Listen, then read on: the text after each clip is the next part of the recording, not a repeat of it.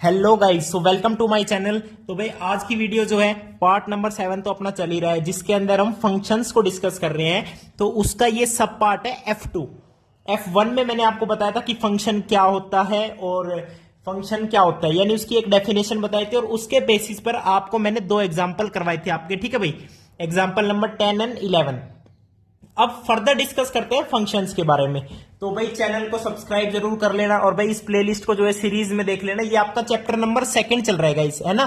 Chapter number 2 चल रहा है, और देखो हर एक वीडियो जो है सीरीज में चल रही है भाई, तो सीरीज में देखना बहुत जरूरी है। अब एकदम से आप F2 पार्ट देखोगे तो बात नहीं बनेगी, तो इसलिए प्लेलिस्ट के अंदर जाके जरूर देखे भाई। और बहुत ही इंपॉर्टेंट चैप्टर्स होते हैं। देखो स्टार्टिंग के जो चैप्टर्स होते हैं वो आसान भी होते हैं, लेकिन सबसे ज्यादा इंपॉर्टेंट भी होते हैं। ठीक है भाई, तो भाई मेरे साथ जुड़ जाइए आप। ठीक है, तो आज की वीडियो में क्या डिस्कस करते हैं, देखो फंक्शंस के बारे में हमने बता दिया कि भाई डेफिनेशन क्या होती है, कि जो ऑर्डर्ड पेयर होता है x, y, ठीक है, यानी जो फर्स्ट एलिमेंट होता है इसकी only and only one image होनी चाहिए y। ओके, जैसे मैंने आपको दे दिया एक रिलेशन 1,2, एक दे दिया 1,4। अब यहां पे क्या है, एक वन की इमेज 2 भी है और 1 की इमेज 4 भी है, तो ये एक फंक्शन नहीं है।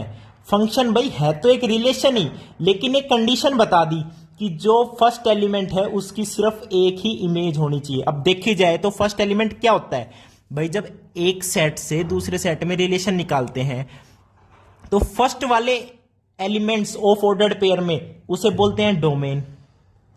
ओके, सेकंड वाले को क्या बोलते हैं, रेंज। और जो सेकंड सेट के सारे एलिमेंट्स होते हैं उन सबको क्या बोलते हैं, कोडोमेन बोल देते हैं। ये तीन चीज का ही फंडा चल रहा है, डोमेन, रेंज एंड कोडोमेन। ठीक है भाई, तो ये चीज आपको पता होनी चाहिए, what is domain, what is range and what is codomain, और फंक्शंस की डेफिनेशन पता चल गई। ओके, तो आज की वीडियो में हम क्या डिस्कस कर रहे हैं, देखो मैं आपको एनसीईआरटी के ही आपको दिखा देता हूं आपके पेज। ठीक है भाई, एनसीईआरटी के, यस। तो आज की वीडियो में हम क्या डिस्कस कर रहे हैं, देखिए definition. A function which has either R, यहां पे आर क्या है, रियल नंबर्स का सेट है, कैपिटल आर।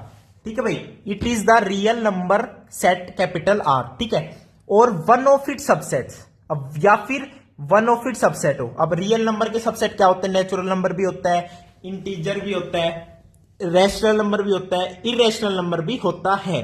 ओके गाइज, अब देखो, अब देखते हैं एज इट्स रेंज, यानी ए फंक्शन जिसके पास रियल नंबर्स का सेट हो या फिर उस वन ऑफ इट सबसेट हो, एज इट्स रेंज हो, उसे हम कह देते हैं रियल वैल्यूड फंक्शन। अब रेंज मैंने अभी अभी बताई आपको, रेंज मतलब अगर एक ऑर्डर्ड पेयर है x, y, एक रिलेशन के अंदर है, मान लो ये x1 y1, ऐसे ही x2 y2 होगा, तो इस रिलेशन में, इस फंक्शन में रेंज क्या है, रेंज देखो अगर इसने फंक्शन बता दिया तो फंक्शन की डेफिनेशन तो वो वैलिड ही होगी कि एक की image only and only one image है। समझ गए, तो यहां पे रेंज क्या होती है, second element y1 y2 is the range of this relation. तो उसने कह दिया कि ये जो रेंज है ना, ये या तो रियल नंबर्स का सेट हो या फिर उसका कोई सबसेट हो, यानी ये सेट ऑफ नेचुरल नंबर हो या ये। अगर ऐसा है हमारा फंक्शन, तो उस फंक्शन को हम कहते हैं रियल वैल्यूड फंक्शन। उस फंक्शन को हम क्या कह देते हैं, रियल वैल्यूड फंक्शन। ठीक है भाई, उस फंक्शन को क्या कह देते हैं, रियल वैल्यूड फंक्शन। अब फर्दर उसने एक और बात बताई, अगर उसकी domain is also either R और सबसेट ऑफ आर। यहां पे तो इसने कहा सिर्फ रेंज, यहां पे कह रहा है अगर उसकी डोमेन भी, यानी रेंज के साथ साथ डोमेन भी, डोमेन मतलब फर्स्ट एलिमेंट x1 x2, अगर ये भी या तो रियल नंबर का सेट हो या उसका सबसेट हो, तो उस फंक्शन को बोल देते हैं रियल फंक्शन। समझ गए, उस फंक्शन को क्या बोल देते हैं गाइज, रियल फंक्शन। ओके भाई अगर सिर्फ रेंज है, रियल नंबर्स का सेट या उसका सबसेट, तो बोलेंगे रियल वैल्यूड फंक्शन। अगर डोमेन भी, रेंज के साथ साथ डोमेन भी है, तो उसे बोल देंगे रियल फंक्शन। अब एग्जांपल नंबर 12 करते हैं। एग्जांपल नंबर 12 में क्या कह रहा है, देखो n be the set of natural number. अब देखो ये जो n है सेट ऑफ नेचुरल नंबर है, ये क्या है भाई, एक सबसेट ही तो है रियल नंबर्स का। रियल नंबर एक वर्ल्ड है, मैंने बताया था रियल नंबर एक पूरी दुनिया है रियल नंबर्स की। इसके अंदर आपके नेचुरल नंबर्स भी आएंगे, इसके अंदर ही आपके क्या इंटीजर्स भी आएंगे, इसके अंदर आपके क्या रैशनल नंबर्स भी आएंगे, और इसी के अंदर आपके इरेशनल नंबर्स भी आएंगे, इमेजिनरी नंबर्स भी आएंगे। सारे नंबर्स रियल नंबर्स के अंदर ही है भाई। रियल नंबर्स यानी ऑल द रियल नंबर्स, यानी ऑल द नंबर्स, जितने भी फ्रैक्शन पॉइंट कैसे भी ले सकते हो, ठीक है। तो रियल नंबर्स का एक सबसेट है हमारे पास n, जो सेट है नेचुरल नंबर्स का। तो define a real valued function. अब रियल वैल्यूड फंक्शन मैंने बताया था जिसमें रेंज यानी सेकंड एलिमेंट। अब सेकंड एलिमेंट क्या होता है अभी पता चल जाएगा इसमें। देखो अब इस वाली टेबल में एक फंक्शन डिफाइन किया है नेचुरल नंबर से नेचुरल नंबर तक, n से n है, ठीक है, बाय रिलेशन। देखो फंक्शन डिफाइन होता है बाय रिलेशन। तो व्हाट इज द रिलेशन कि जो fx है वो है 2x प्लस 1, जो अपना fx है वो है 2x प्लस 1, यानी ऑर्डर्ड पेयर में जब x लिखोगे तो y की वैल्यू क्या आएगी 2x प्लस 1। तो समझ गए ये ऑर्डर्ड पेयर बन रहा है। अब रिस्पेक्टिव x की वैल्यू देखो क्या है भाई, नेचुरल नंबर से नेचुरल नंबर तक है।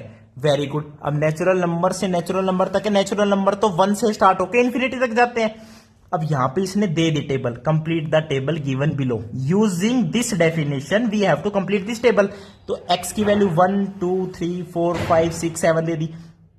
अब f एट 1 यानी f एट 1 यानी x की जगह 1 रखेंगे, तो 2 इंटू 1 प्लस 1 3, ऐसे समझ गए। ये ऑर्डर्ड पेयर बन रहे हैं रिलेशन के अंदर 1,3 2,5 3,7 4,9 5,11 and 6,13 and last is 7,15।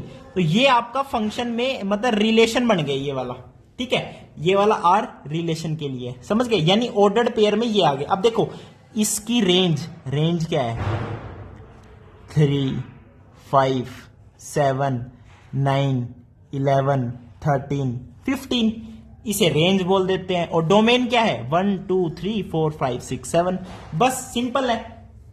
Okay, तो ये आपका क्वेश्चन हो गया एग्जांपल। अब चलते हैं आगे में देखिए क्या है। आगे हमारे पास डिफाइन कर रखे हैं क्या, सम फंक्शंस एंड देयर ग्राफ। अब देखो अब जब फंक्शंस की जब हम बात कर ही रहे हैं तो एक एक फंक्शन आ जाएगा हमारे पास, एंड देयर ग्राफ्स, उनके ग्राफ्स भी। अब पहला आता है गाइस आइडेंटिटी फंक्शन। अब आइडेंटिटी फंक्शन नाम से ही पता चल रहा है, जैसे पिछले क्वेश्चन में उसने कह दिया था, एक रिलेशन दे दिया fx is equals to 2x plus 1। अब आइडेंटिटी फंक्शन मेरे भाई, आइडेंटिटी फंक्शन का मतलब क्या हुआ देखिए। आइडेंटिटी फंक्शन मतलब कि जो fx है यानी y है भाई, ऑर्डर्ड पेयर में x कोमा y को यहां पे क्या बोल रहा है x कोमा fx, और कुछ भी नहीं कर रहे भाई। Okay guys, okay very good. तो यहां पे जो y है वो fx है, ये अगर x के ही बराबर आ जाए, ये तो पिछले क्वेश्चन की बात है, fx is equal to x, तो इसी का नाम होता है आइडेंटिटी फंक्शन। ऐसा फंक्शन जो रियल नंबर से रियल नंबर तक है। ओके गाइस, देखो कार्टेशियन प्रोडक्ट लिया था a क्रॉस b, वहां से कहानी स्टार्ट हुई थी, फिर a और b में रिलेशन निकाल दिया, फिर इन दोनों के बीच एक फंक्शन निकाल दिया, लेकिन रिलेशन के साथ साथ।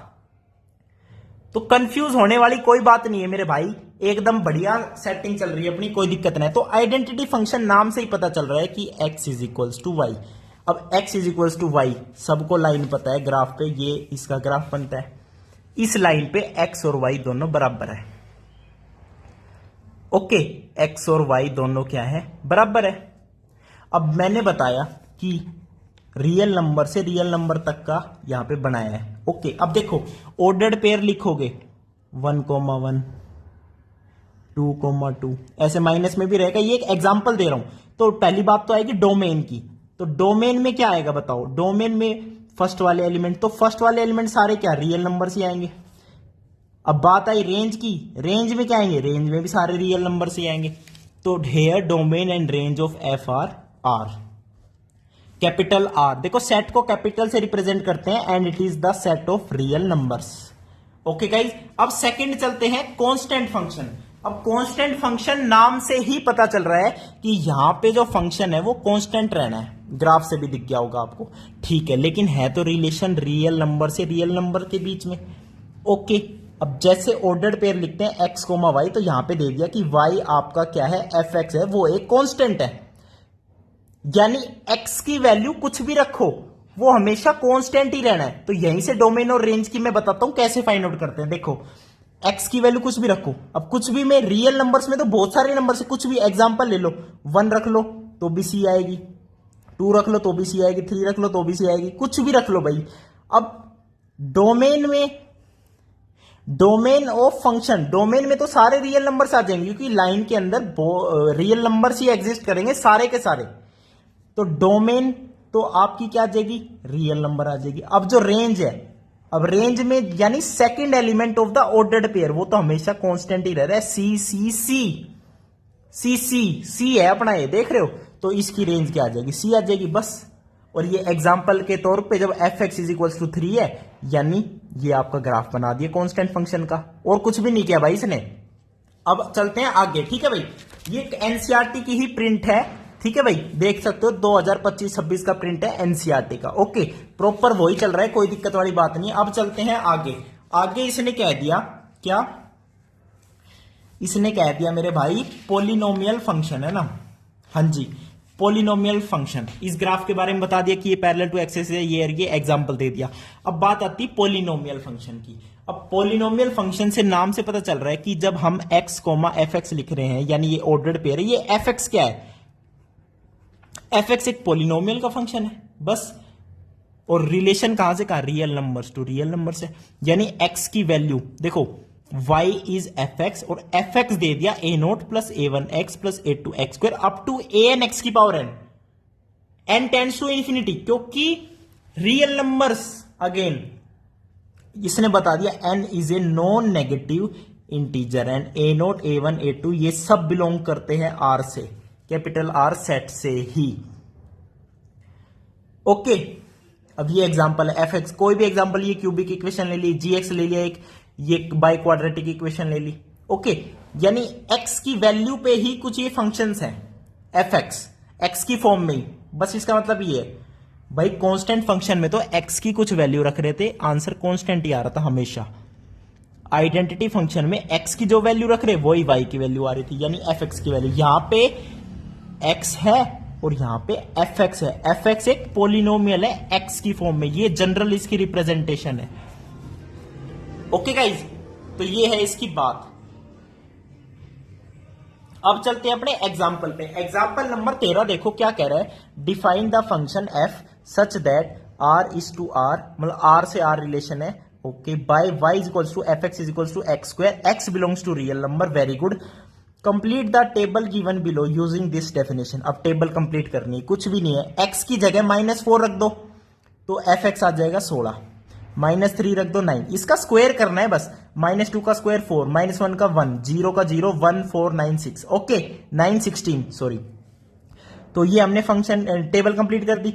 अब इसकी डोमेन की बात करते हैं, ये ऑर्डर्ड पेयर ही बन गए, x comma y, this comma this comma this, ये सारे ऑर्डर्ड पेयर बन गए। अब डोमेन क्या है, डोमेन ऑफ f, डोमेन यानी फर्स्ट एलिमेंट्स, फर्स्ट एलिमेंट में क्या आएंगे बताओ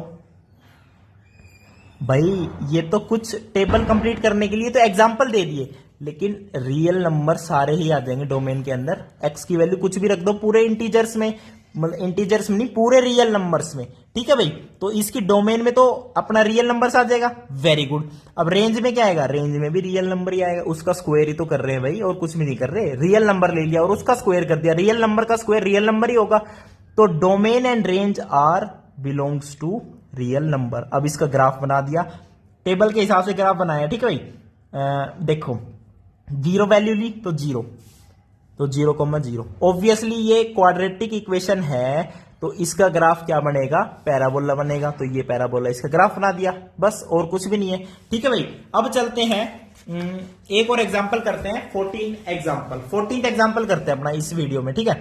उसके बाद नेक्स्ट पार्ट में कर लेंगे F3 पार्ट, ठीक है भाई। F2 पार्ट चल रहा है, F1 वाला पार्ट भी हो चुका, F3 में फंक्शंस को कंप्लीट करके एंड अपनी एक्सरसाइज अपनी चालू कर देंगे, ठीक है भाई। फंक्शन थ्योरी देखो थोड़ी सी बड़ी थी, तो इसे जो है हमने अच्छे से समझा है। अगला इसने कह दिया, इस बार क्यूबिक दे दी, fx is equals to cubic, x cube. अब ऑब्वियसली क्यूब का ग्राफ भी पता होगा आपको, वेरी गुड। देखो अब देखो भाई, एफ एट जीरो क्या है, जीरो है। ये कुछ भी नहीं कर रहा, एक्स की जगह वैल्यू रख रहा है और एफ एक्स की वैल्यू निकाल रहा है। एफ एट एक्स, अगर एफ एक्स कोई एक्स क्यूब है, यानी तो आपसे पूछ रहा है एफ एट जीरो, यानी एक्स की जगह जीरो आ गया, तो एक्स की जगह जीरो रख के आंसर बता दो। जीरो का क्यूब जीरो, -1 रख दिया, -1 का क्यूब -1, ऐसे रखते चले गए एक्सेट्रा। ये एग्जांपल ले लिए भाई, ग्राफ बनाने के लिए कुछ पॉइंट्स हमें चाहिए एक्स कोमा वाई, तो वो पॉइंट निकाल लिए, बहुत बढ़िया बात है। पॉइंट कौन से हो गए, एक्स कोमा एक्स क्यूब, बस x belongs to real number, तो इसकी भी डोमेन एंड रेंज दोनों क्या आएगी आपकी, डोमेन एंड रेंज दोनों इसकी रियल नंबर से ही बिलोंग करेगी, x belongs to real numbers, okay. और फिर ये पॉइंट्स इस प्लॉट करके इसका एक ग्राफ बना दिया, तो क्यूबिक इक्वेशन का ग्राफ आपका ऐसे बनता है, ओके गाइस। तो ये था आपका एग्जांपल नंबर 14। अब जो है अगला रैशनल फंक्शन है वो नेक्स्ट वीडियो में डिस्कस करेंगे। वीडियो देखने के लिए बहुत बहुत धन्यवाद, थैंक यू, नमस्कार।